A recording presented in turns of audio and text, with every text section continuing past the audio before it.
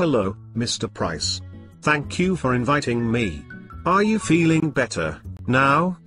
Oh, Pastor Smith. Your voice sounds different. Yes, I feel better. But I have some more questions. First, why did God make it so hard to study Bible? Yes, my voice is normal now. I had an allergy. Did God make it hard? Or does Satan? You know, people have been tearing up the Bible for 3,000 years. Would God do that? Tearing it up? Yes. Our Bible is in thousands of copies, but there had been many more. First the Jews and then the Christians of 1st and 2nd centuries trashed up their opponents' Bibles. Then in the 3rd through 11th centuries, the Christians and Muslims and Jews trashed or kidnapped more Bibles, to make them harder for others to get. Harder to get? Like a fight for power, control? Right. They stopped teaching Hebrew and Greek in 2nd century. So only the elites could have real Bible. Everyone else was forced to depend on the elites. Or, on translation. What happened in the 11th century? Well, it started earlier, but in the 11th century, traveling monks and Christians rebelled and taught Bible. So did some Jews who traveled. But they were often persecuted. So that is why we have so many manuscripts with mistakes? Well, they didn't have copy machines in those days.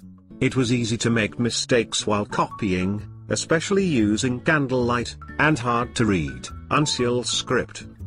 Uncial script? Yes. It was a kind of block letter, like Hebrew. They made it pretty, and therefore unreadable. They ran all the letters together like a newspaper column, and abbreviated. So you mean not only are there many mistakes, but the script is unreadable? Why would God allow that? Well, uncial is unreadable, until you are used to it. You have to read it aloud to know what you are reading. God allows free will, to reject or make Bible difficult to learn. But how can we be sure we even have correct Bible? Seems like God makes it difficult to learn. It wouldn't be difficult to learn if you started learning the Hebrew and Greek in childhood. That used to be the norm, in the 19th century. But people stopped wanting to learn. Are you saying that if you could read Hebrew and Greek, the mistakes would be readable too? Oh yes. They're like typographical errors. No problem to know which verse is the right one. But it takes time to analyze, sometimes. Is that hard work for you? Would it be hard for me? Well, I started learning Hebrew and Greek as a child, so it's not hard for me. And I love it. Learning will be harder for you, but hopefully not too hard.